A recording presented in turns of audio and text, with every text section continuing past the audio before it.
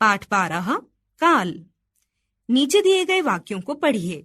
वह चित्र बनाता है, उसने चित्र बनाया, वह चित्र बनाएगा। उपर्युक्त वाक्यों में क्रिया के करने का समय प्रकट हुआ है। इन वाक्यों में चित्र बनाने का कार्य हो रहा है। पहले वाक्य से चल रहे समय यानी वर्तमान काल का, दूसरे वाक्य से बीते हुए समय का भूतकाल तथा तीसरे वाक्य से आने वाले समय यानी भविष्यत काल का बोध होता है। क्रिया के जिस रूप से उसके होने के समय का बोध हो उसे काल कहते हैं।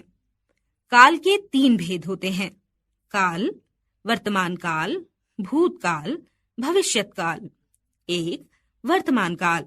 क्रिया के जिस रूप से चल रहे समय में किसी काम के होने या करने का बोध हो उसे वर्तमान काल कहते हैं। जैसे क कोयल कूकती है, ख माँ खाना बनाती है, ग रमेश गांव जा रहा है। वर्तमान काल के भेद।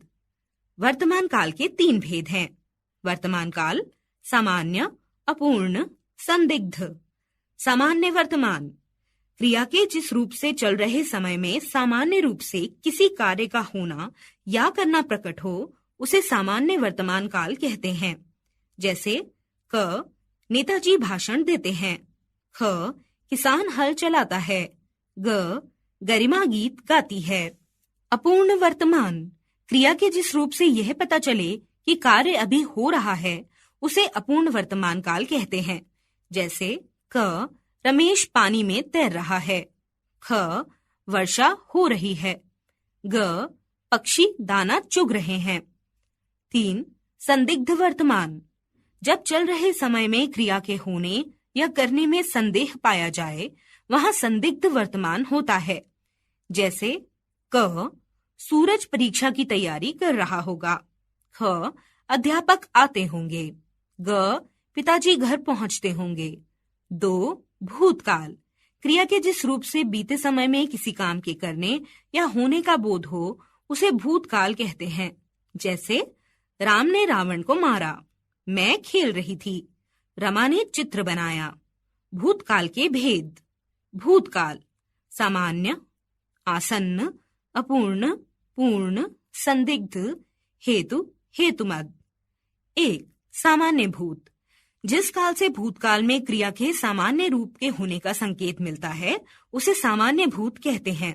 जैसे सीता ने पुस्तक पढ़ ली, मेरे पिताजी आ गए, मोहित चला गया। 2. आसन्न भूत। क्रिया के जिस रूप से यह पता चले कि कार्य अभी अभी समाप्त हुआ है उसे आसन्न भूत कहते हैं। जैसे मैंने खाना खाया है, सोनिया बाजार से आ गई है, वह अभी आया। 3. अपूर्ण भूत। जिन क्रियापदों से यह पता चलता है कि कार्य भूतकाल में शुरू हो चुका था और अभी समाप्त नहीं हुआ उसे अपूर्ण भूतकाल कहते हैं। जैसे रंगारंग कार्यक्रम चल रहा था, जतिन स्कूल जा रहा था, अंकिता खाना बना रही थी। 4. पूर्ण भूत। जिन क्रियाओं से किसी कार्य की पूर्णता का बोध होता है उसे पूर्ण भूत कहते हैं। जैसे वह घर से निकल चुका था, माली पेड़ लगा चुका था, राम खाना खा चुका था। संदिग्ध भूत।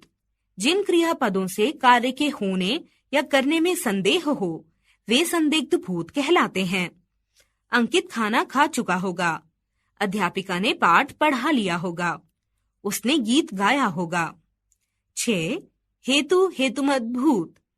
जिन क्रियापदों से भूतकाल में कार्य के होने का संकेत तो मिलता है किंतु किसी कारण से कार्य नहीं हो सका उसे हेतु, हेतुमद भूत कहते हैं।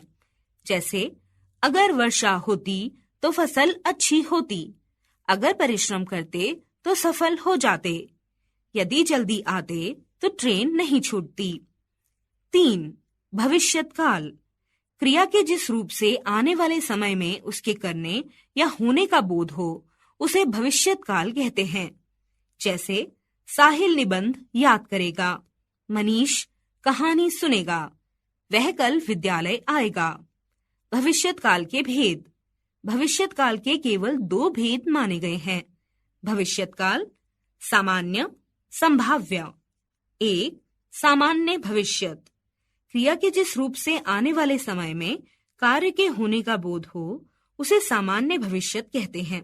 जैसे हम निबंध लिखेंगे, कल कार्यालय बंद रहेगा, मैं कल चिड़ियाघर जाऊंगा। 2.